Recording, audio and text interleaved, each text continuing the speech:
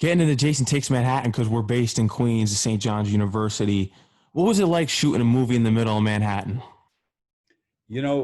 As you know, that we only shot one night in New York. The Hmm. rest of the movie was done in Vancouver, Canada, and we came to New York at the end for one final night of shooting in Times Square.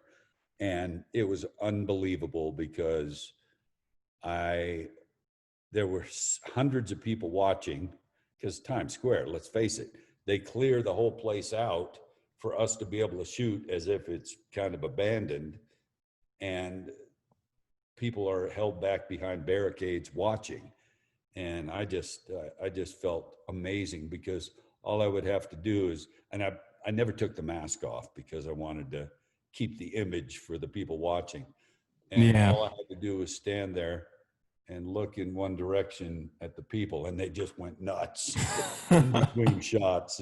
So it was probably the most fun I've ever had one single day of shooting on any movie. And I've done like 170 movies now. So that was just amazing. I don't even think you could do that again nowadays. Yeah.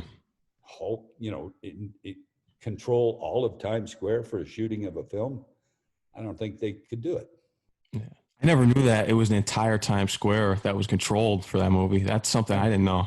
And I was on the middle traffic island, and when you watch the movie, it's so funny because there's a subway platform supposedly in the middle of Times Square on one of the islands in the middle of Times Square, which of course doesn't exist. Yeah.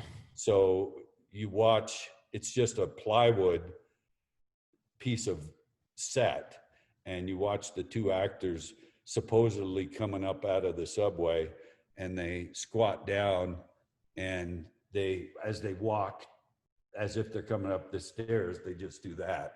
And Yeah. it looks so phony when you know it, because they're like giving the illusion that they're coming up the stairs that don't exist.